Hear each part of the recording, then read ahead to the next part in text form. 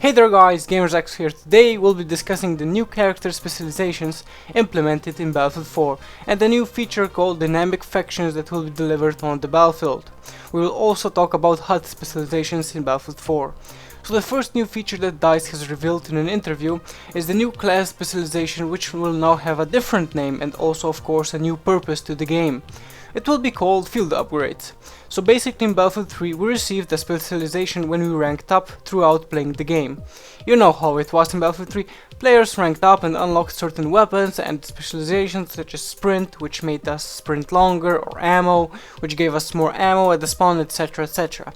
Now we'll be getting unlocks on a per match basis with field upgrades, which are in-game soldier upgrades if you want, that are unlocked, like I said, on a match-to-match basis. The better you play in a match, the better upgrades you'll get. After the match, the field upgrades are set to be rest, although it's not confirmed if all upgrades will be reset. So the new feature will be basically somehow better for experienced players and also for the beginners. Why? Well, this is my theory. Let's say we are a new player, just started our way into the Battlefield world. We already know how to be good at the game, but we don't know all those great weapons or attachments for it. So when in battle, let's say there are lots of players in the opposite team which already reached a maximum level. So we expect from them to create a hell of a battle, or a rape match if you may. But with the new feature, let's say we start good at the beginning of the round, getting a lot of score from capturing, killing and so on, and with that we create ourselves an advantage over those high level players, just because we unlocked those great field upgrades and the opposite team didn't.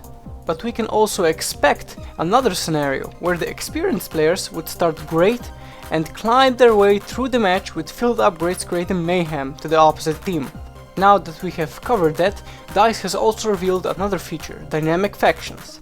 This means that a map might have the US faction versus Russia in one round, and the next round it might be US versus China or China versus Russia.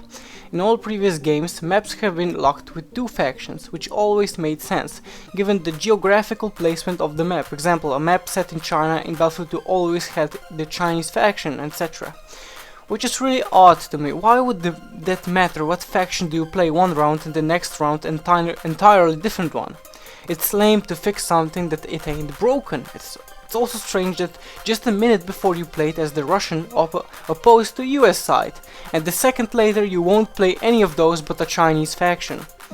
Also a great feature which will only be available to PC players is the HUD customization, where we will be able to customize and resize the HUD and their elements. Also we got an information that Battlefield 4 will not feature any night maps, as developer DICE found that to be too hard, as players could not see anything. Instead the game will have maps at day, dusk and at dawn instead. So that was it for today guys. We covered a lot of Battlefield 4 features in this one. Please leave a thumbs up and subscribe for more awesome gaming videos. Submit a comment on whatever you think it's great or not, and we'll see you next time.